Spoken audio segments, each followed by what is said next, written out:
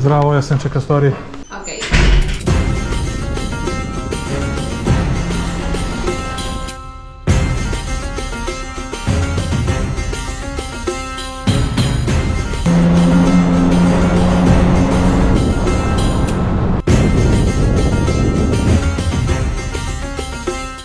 Čika Story je urednik emisije. Nakon mini letovanja na Costa Blanki, danas iz Benidorma selim na jug Španije, u Andaluziju. Proći ću kroz jedinu pravu pustinju u Evropi, Tabernas. Stvari sam spakovao, vreme je najpre prvo za doručak, onda dolazak. Švedski sto, veliki izbor hrane. Kako izgleda vožnja kroz evropsku pustinju, šta me je tamo sačekalo i kakve sam prizore zabeležio, vidjet ćete u ovoj epizodi. Polazim za Andaluziju, tamo ću provesti narednih nekoliko dana. Danas ću svratiti do Almerije, krajnja destinacija Malaga. Andaluzija je jedna od najposjećenijih turističkih destinacija u Evropi. Prelepa priroda, divni gradovi, neverovatna kultura i umetnost, bogata istorija, neograničene količine sunca, 1000 km obale, fascinantne plaže. Sve se to krije u magičnoj Andaluziji, ali malo je poznata činjenica da se tamo nalazi jedina prava pustinja na evropskom kontinentu. Njena suva i neplodna zemlja, kao i impresivne stene formacije, čine je jedinstvenom destinacijom koja privlači ljubitelje prirode, avanturiste i filmske produkcije iz cijelog sveta. Danas imam namjeru da vozim kroz pustinju Tabernas.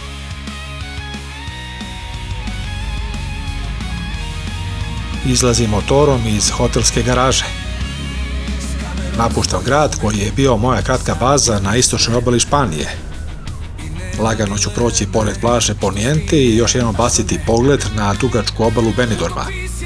Za vrijeme boravka obišao sam glavne lokacije, snimio šta treba i to prikazao u prethodnoj epizodi. Grad je prilično specifičan i potpuno drugačiji od svega što sam do sada video. Poznat je po svom upečatljivom skyline-u.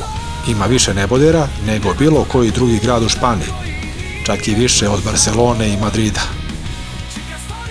Benidorm se nalazi u autonomnoj zajednici Valencija. Od istoimenog glavnog grada Valencije udaljen je 150 km, a od Alicantea, glavnog grada pokrajine, 45.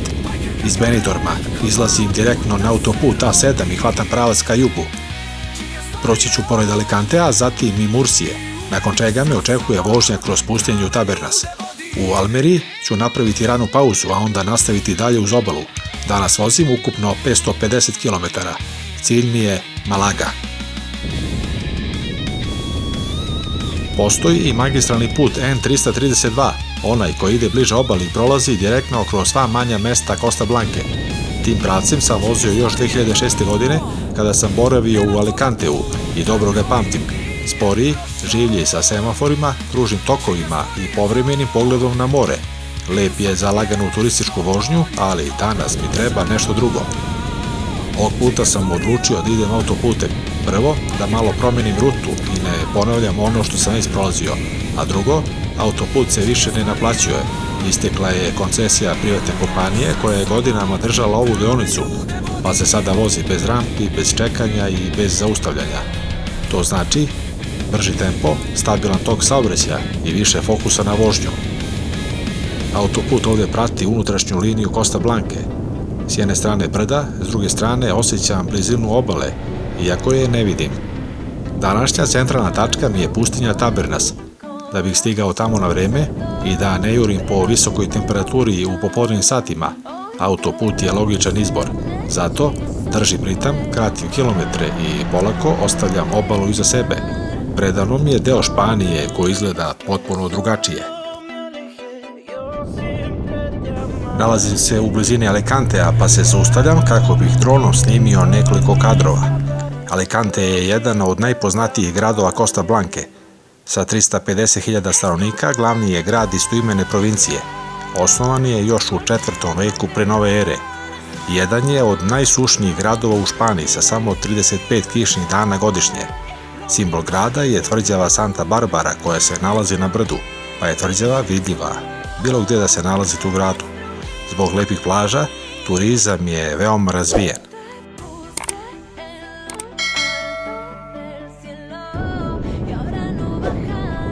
Španija je administrativno podeljena na 17 autonomnih zajednica. Katalonija je već odavno iza mene. Izlazim iz regiona Valencije i upravo ulazim u region Mursije. Autonomna zajednica Mursija nosi naziv glavnog grada Mursija. Ovo područje se naziva voćnjak Evrope zbog jake poljoprivrede. Naime, region je poljoprivredni gigant i vodeći izvoznik voća, povrća i cveća u Evropi. Ovde se također nalaze i 3 poznate vinske regije. Obala Mursije se naziva Costa Calida, odnosno u prevodu topla obala. Pored plodnih ravnica, ovde postoje i visoke planine. Obalu karakteriše Mar Menor, najveća slana laguna u Evropi, odvojena od otvorenog mora peščanim sprudom La Manga, koje je posebno zaštićeno mediteransko područje. Iznad glavnog grada Mursije, na stenovitom brdu Monte Agudo, uzdiže se statua Isusa Hrista sa raširenim rukama, vidljiva kilometrima unaokolo. Mursija važi za jedan od najsuvljih regiona Evrope, pošto je oblast smeštena u polupustinji, temperatura vrlo lako dostiže i 50 stepeni. Zime su relativno prijatne, ali tu i tamo u određenim oblastima temperatura zna da bude i u minusu. U poslednjih 10 godina broj stanovnika u glavnom gradu je naglo porastao, tako da je Mursija 7. grad u Španiji po broju stanovnika. Grad se ne nalazi na moru, ali zato Mursija region ima 250 km prelepe obale. U ovom regionu se nalazi jedan od najvažnijih istorijskih gradova na Mediteranu, Kartagena. Do 1987. godine niko nije znao da ispod grada postoji ogroman rimski teatar. Otkriven je sasvim slučajno tokom rušenja starih zgrada i danas je jedan od najimpresivnijih u Španiji. Glavni grad Mursija poznat je i kao grad stotinu zvona, zbog ogromnog broja zvonika na crkvama, od kojih je najpoznatiji onaj na katedrali, visok 90 metara. Oblast Las Salinas je najveća evropska zona za terapiju blatom na otvorenom, potpuno besplatna za posetioce. Costa Calida ima 35 plaža sa plavom zastavicom, što garantuje čistoću i kvalitet vode. Zahvaljujući kombinaciji slanih laguna i planina, Svetska zdravstvena organizacija proglasila je mikroklimu Mursije jednom od najzdravijih u svetu za život. Napuštam teritoriju Mursije i ulazim u Andaluziju, jedan od najvećih i najrazličitijih regiona Španije. Uskoro sledi reportaža iz Almerije, ali pre toga skrećem sa glavne rute i idem pravo ka pustinji Tabernas. To mi je današnja glavna tačka. Pre ulaska u pustinju zaustavljam se na benzinskoj pumpi. Ne rizikujem da uđem u ovakav kraj sa malo goriva. Litar benzina, 1,49 €. Nakon 165 km, tačnije na pola puta između Benidorma i Almerije, pravim prvu pauzu. Kupio sam benzin, sada ću shvatiti ovdje da popijem jedno piće. Toplo je, temperatura 30 stepeni. Vozim putem Autovia del Mediterano, oznaka puta je A7, odnosno međunarodna oznaka E15. Na putu se ne plaća putarina, inače od ulaska u Španiju do sada samo sam na 2 mesta i to iza Barcelone platio putarinu, ukupno negdje oko 7 €. Većina autoputeva je besplatna. Saobraćaj je korektan, bez velikih gužvi. Uvek vizualno proveri motor, stanje guma, onda da li nešto eventualno kaplje, za sad je sve u redu. Završio sam pauzu, mogu da nastavim dalje bezbrižno. Moja sljedeća destinacija je pustinja Tabernas, koja se nalazi 30 km udaljena od Almerije. Smatra se jedinom pravom pustinjom u Evropi, jer su ostali slični reljefi klasifikovani samo kao pustinjska područja. Kroz pustinju postoje 2 puta, nacionalni put N340A, kojim se ja sad krećem, i autoput A92. Nakon izgradnje autoputa, ovaj stari put je postao poznat kao jedan od najslikovitijih i najusamljenijih puteva u Španiji. Put vijuga direktno kroz srce pustinje Tabernas, prolazeći pored napuštenih benzinskih pumpi i ostataka filmskih naselja. Većina poznatih tematskih parkova i filmskih lokacija nalazi se upravo uz ovaj put. Pitate se otkud filmske lokacije ovde? Odgovor leži u tome što je 60. i 70. godina prošlog veka ova pustinja bila popularna lokacija za snimanje brojnih western filmova zbog sličnosti sa pustinjama na jugozapadu Amerike i severu Meksika. Drugi razlog je što je snimanje ovdje bilo znatno jeftinije. Ipak, krajem 70. godina prošlog veka, reditelji su pronašli još bolje lokacije u Maroku i Turskoj, pa je filmski biznis u pustinji zamro. Najpoznatiji filmovi koji su ovdje snimani su Dobar loš zao, Lorenz od Arabije, Za šaku dolara. Filmski studiji iz tog perioda su pretvoreni u turističke atrakcije, poznate kao western sela.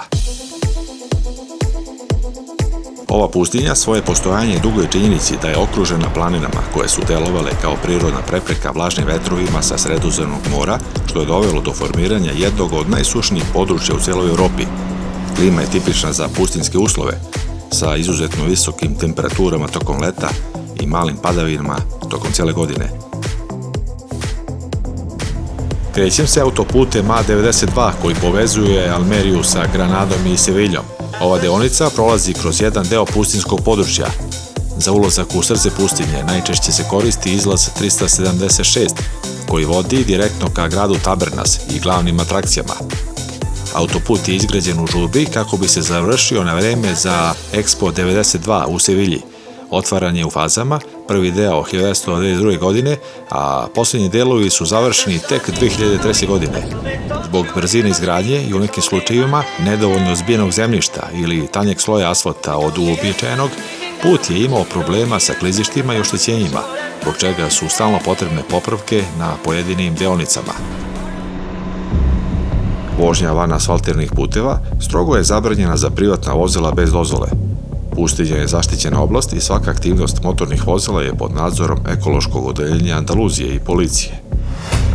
Međutim, ako želite legalnu off-road vožnju, postoje brojne agencije koje nude vođene ture i imaju sve potrebne dozvole za kretanje kroz pustinju. Na taj način, bit će vam omogućen pristup skrivenim kanjonima i stazama koje su nedostupne na drugi način. Za one koji žele da istraže pustinju pešice ili biciklom, postoje obeležene staze. Na kraju, postoji mogućnost obilaska pustinje sa vodičem, vozilima sa pogonom na sva 4 točka. Ovdje je teren izuzetno suv i surov, što otežava život, pa u samoj pustinji nema stalnih naselja, osim grada Tabernas, koji je glavna baza za posetioce pustinje. Pustinja je dobila ime upravo po ovom naselju u kome živi 4000 stanovnika. Ulice su uske i strme, a kuće okrečene u belo, kako bi odbijale sunčevu toplotu. Nema velikih hotela ni noćnih klubova, fokus je na lokalnom životu i prirodi. Grad se nalazi u dolini reke Tabernas i okružen je neplodnim brdima pustinje. Grad Tabernas se nalazi na nadmorskoj visini od 400 metara, što je prosječna nadmorska visina u pustinji. Okolna brda i planinski venci koji okružuju pustinju dostižu visinu i do 1000 metara. Ovo je jedno od najsuvljih mesta u Europi, pa se padanje snega smatra istorijskim događajem. Zima 1956. godine je zabeležena kao najhladnija zima u 20. veku u Španiji. Tada je sibirski anticiklon doneo ekstremne hladnoće, a pustinja je izgledala kao Sibir pod snežnim pokrivačem.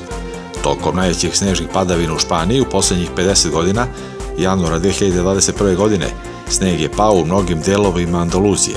Centar Španije je bio potpuno blokiran, a na visinama oko pustinja Tabernas i u nekim njenim delovima zabeležen je tanak beli sloj. Karakteristično je da postoje razbacane, izolovane seoske kuće koje se koriste samo povremeno za sezonsku poljoprivredu, i to za uzgoj maslina i badima na mestima gdje je to moguće. Na ivicama pustinjskog područja, gdje teren postaje nešto blaži ili ima više dostupne vode, nalaze se manja sela i zaseoci, ali oni administrativno pripadaju drugim opštinama. Surovo okruženje doprinelo je da se flora i fauna prilagode ekstremnim uslovima. Što se tiče faune, postoji nekoliko vrsta gmizavaca poput guštera, kao i sisara, kao na primjer zečeva, lisica, puhova i ježeva. Iako kaktusi nisu autohtoni u Europi, u pustinji Tabernas ih ima mnogo, ali su oni ovdje dospjeli iz Amerike. Od pustinje Tabernas vozit ću još 31 km do Almerije, grada o kome se na Balkanu zaista malo zna. čak bih mogao reći ništa, iako je španska obala posljednjih godina veoma popularna destinacija. Okolnost da je ovo jedna od najtoplijih i najsunčanijih oblasti u Europi, sa preko 3000 sunčanih sati godišnje, Almerija je iskoristila na najbolji mogući način i predstavila se turistima kao privlačna primorska destinacija koja pruža idealne uslove za odmor. Grad se nalazi u istoimenoj španskoj provinciji na obodu Andaluzije, dakle na jugu Španije, između Granade i Malage. Pretrpeo je veliki razoran zemljotres u 16. veku, ali je ponovo izgrađen i obnovljen. Međutim, pravi sjaj je doživeo tek početkom 19. veka. Stiže u najsulji grad u Evropi i jedini na kontinentu sa toplom pustinskom klimom. Grad je okružen planinama i pustinjama, što mu pruža stalni suvi povetara sa mora. Almerija je osnovana u 10. veku. Glavna atrakcija je tvrđava iz 10. veka sa 3 nivoa odbrane i lepim pogledom na grad i Sredozemno more. Fudbalski klub Almerija trenutno se takmiči u drugoj ligi Španije i zauzima visoko 3. mesto na tabeli. Ovo je centar grada. Tražim mesto za parking. Nakon toga ide razgledanje grada. U hladovini sam pronašao parking za motor, sada ću se malo prošetiti kroz grad, pa ću nastaviti dalje prema Malagi. Almerija danas igra fudbalsku utakmicu protiv fudbalskog kluba Tenerife. Almerija se nalazi u Andaluziji, ovdje vlada polupustinska klima sa vrlo malo padavina godišnje. Jedna od glavnih znamenitosti Almerije je Alcazaba, mavarska tvrđava iz 10. veka. Grad je za vreme islamske vladavine doživeo procvet. Pre toga je bio zadnja stanica za bilo kakav život. Ljudi u Almeriji jako cene taj period. Stalno naglašavaju kako je Almerija tada bila centar Španije. Mnoge ulice i delovi grada i sada imaju arapska imena.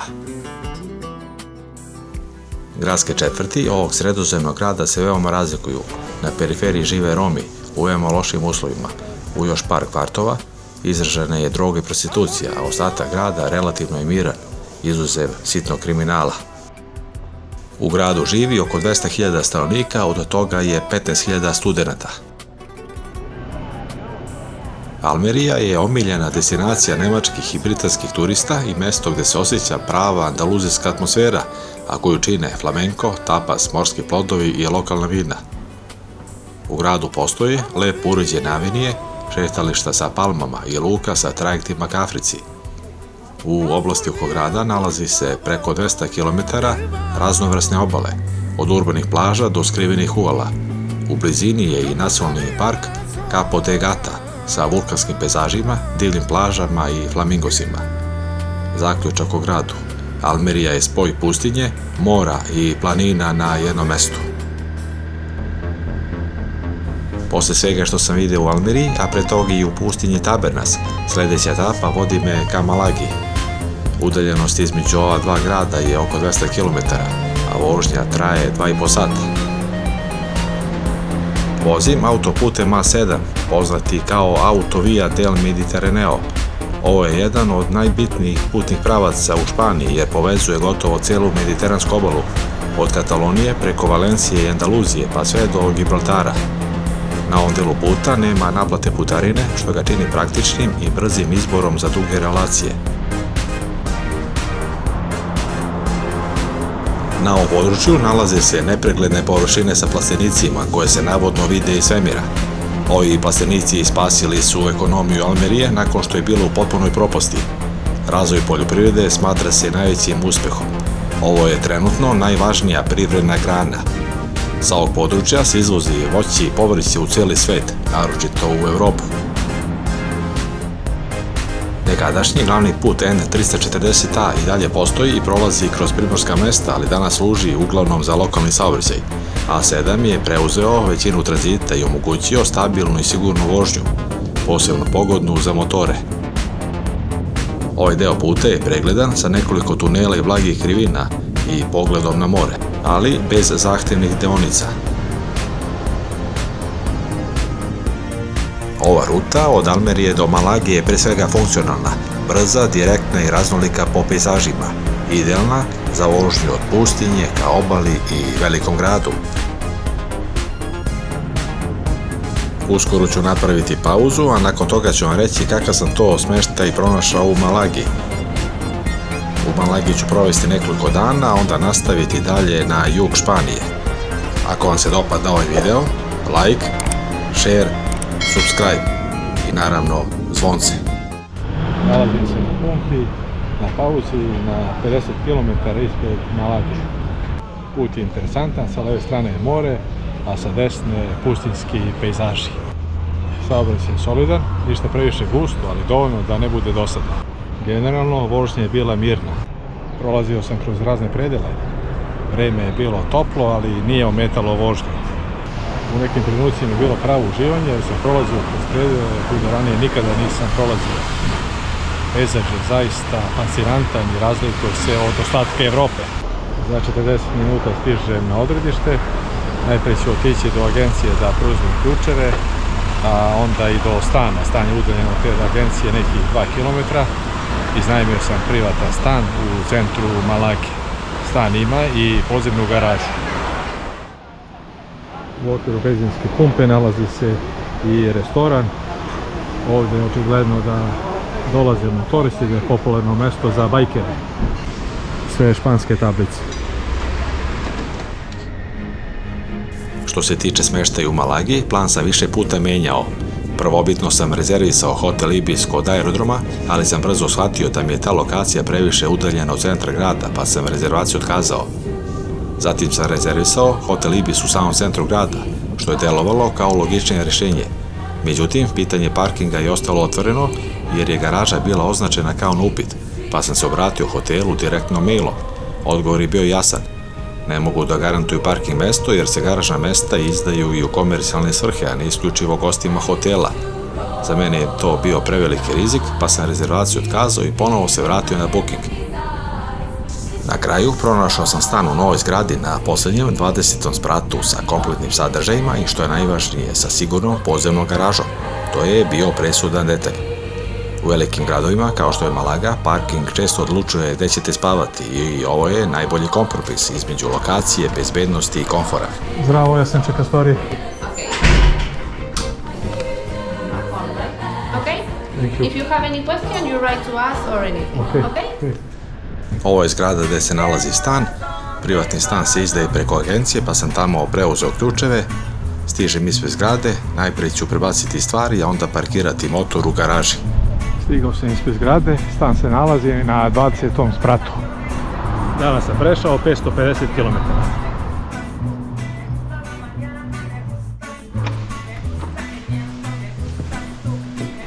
Luksuzan stan u centru Malage. 20. sprat, neboder, podzemna garaža za motor. Lepo je opremljen. Ima i kuhinju.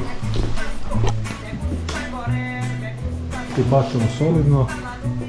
Krevet, veliki televizor, dve fotelje. Evo iza zgrade je stadion Malage. Motor se nalazi dole na trotoaru, sada ću ga ubaciti u garažu. U Malagi ostajem nekoliko dana. U narednoj epizodi gledat ćete reportažu iz ovog grada. Motor je sigurno. To bi bilo sve za danas. Hvala na pažnji i svako dobro.